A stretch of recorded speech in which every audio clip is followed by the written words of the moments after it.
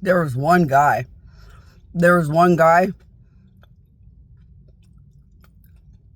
And he was like, I've been killed over and over the love of you. And I was like, you haven't been killed over the love of me. If you actually died over the love of me, it helped my death over and over. So I would have known. When Jesse Arias died, it helped my death suffering. So I knew he was dying or getting killed because I existed. And that guy was like, but I have died over and over. But you didn't die for the love of me. It didn't show up inside of me. And that's where it's kind of sad. When you do die at the hands of the United States by all these weird, sick, disgusting people, it is nicer. It's nicer and better when these people turn on you and you've given it to Jesus or my existence or God's existence or something where your blood and your death amounts to something where God could give you something good. And your suffering or your bad day was like working towards the great honor of God towards you or something. Sadly, that guy died over and over at the hands of the United States, but had made no choices in my direction or Jesus's. And I was like, I'm sorry. I'm sorry that you believe you died for heaven. But I think at this point, you've died 2 or 3 times in it. Or you've died like 3 times in the equivalent of them keeping you alive anyway. You're just suffering really bad and want to believe that you've died for God or something that will ultimately make your death something honorable, something rewarded, and something in the greater holiness or the greater part of goodness and peace and rest in heaven one day. But once these people turn on you, if you didn't literally choose God as you died, that's not really a guarantee. What had really happened, and I didn't have the heart to tell him, is he had participated in crime. He participated in crime and they turned on him. So he participated in some crimes with them. They decided he'd be funner as Carnage, toy, fun, instead of a partner in crime, and started killing him. And they actually thought it was funny to make his brain believe he was honorable and noble and died for the love of God.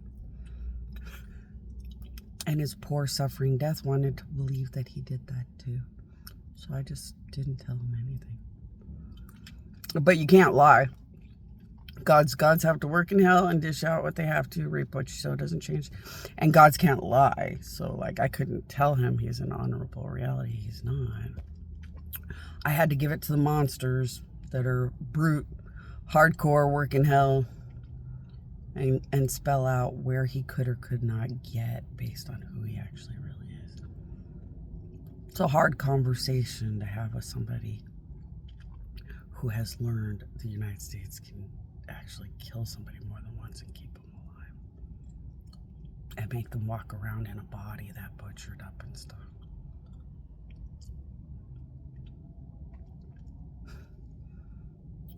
Stuff's a nightmare. They murdered just sickening amounts of people hiding behind that ISIS lie. They murdered sickening amounts of people hiding behind these sex trafficking lies. And they used United States power to just make the ISIS bragging shut up when people weren't supporting and excited about it anymore. So they have not stopped murdering through ISIS lies or anything else.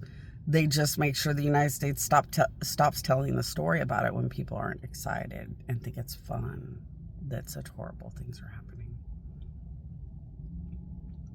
You'd be amazed how much this country was just lying the whole time. All they do is murder. All they're going to do is look for their next murderers. They're so destructive, it's sickening. And you're like, this sucks, man. It's like a huge pile of nightmare bombs just waiting to go off everywhere all the time. And a bunch of people that look at you and really say, I did all these gross, sickening, disgusting things that 2 countries wanted. Like, now you're supposed to give me whatever I wanted. Yeah. I don't even think they really believe that.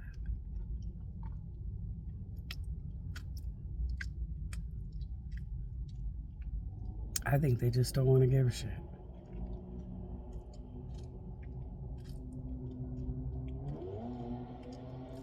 Sadly, the only thing you're going to get from God is what you put in. So you're like, thank God when children of God stayed stuck to my queen, my queen, my queen. Thank God for all the children of God that tried to give me money, but it just didn't work because the United States stole it or the United States blocked it out.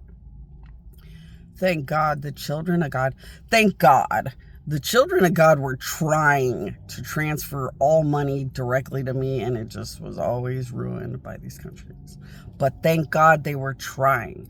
Why? That's a good reap what you sow, because that money would have went straight to God so they can get enough reap what you sow credit, because they're just victims. If the money didn't go into me literally, it doesn't matter. They were trying to, so they get credit as a victim that couldn't put the money into God when they wanted to.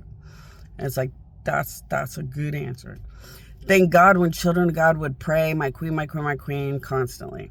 That puts a lot of power of God in a good way to give them safety or the things that they need through this and to get out of this. Because just like giving me, so when the children of God pray for me to be safe, then that's good. Now they reap what you sow, deserve safety.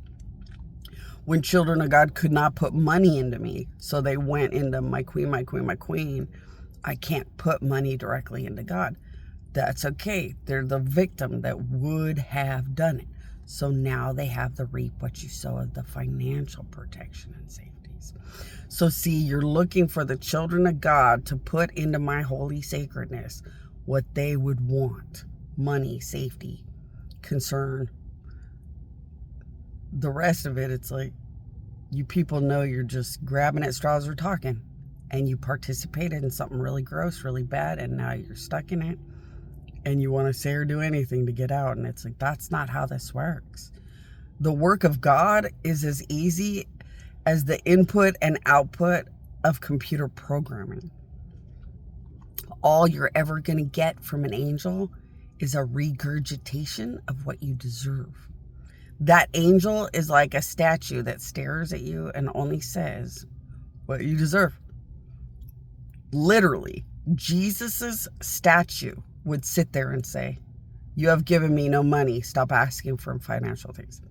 You have given me no safety, stop asking for safety things. You have given me no, and that's reap what you sow. That's how it works. Like, you would walk up to the statue. I have a statue of Jesus in my house. It's so pretty. I love it. It's like a piece of artwork in my house. But you do nothing in the direction of the statue.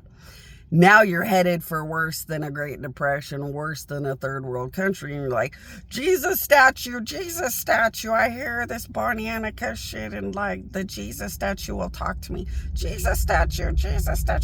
The only thing the Jesus statue would say is, I'll help you with artwork and looking pretty like artwork in a house, but I will give you nothing else. Because that's all they did in the direction of Jesus and heaven and the statue, is enjoy that the Jesus statue is a nice piece of art in the house. Okay, now Jesus can provide you a nice piece of art in a house, and that's all. And you want to say, well, I gave 10% to the preacher. Yeah, but you didn't give it to God. I hope that preacher saves you. This is why you worship God. This is why you give God everything.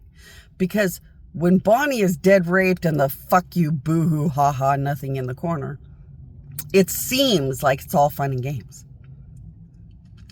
But when you are dying and drowning, the Bonnie, fuck you, boo-hoo, ha-ha in the corner is the only one that can save you. And all I can do is reap what you sow, nothing else. Bad days, huh? But nobody's going to care until it turns on them or until it catches up with them or until they get it. But I will tell you a pretty good, funny story about coronavirus. There was tons of people with coronavirus begging God for any mercy or leniency. Their suffering was just too bad. And no one ever answered. And they just kept praying and begging for mercy and leniency from their pain and suffering. 5 billion tons of angels showed up and said, when did you care about the leniency of Bonnie Annika, the great dead god's constant suffering? Never. Then stop begging for anything. Remember, you can only ask God for what you have given directly.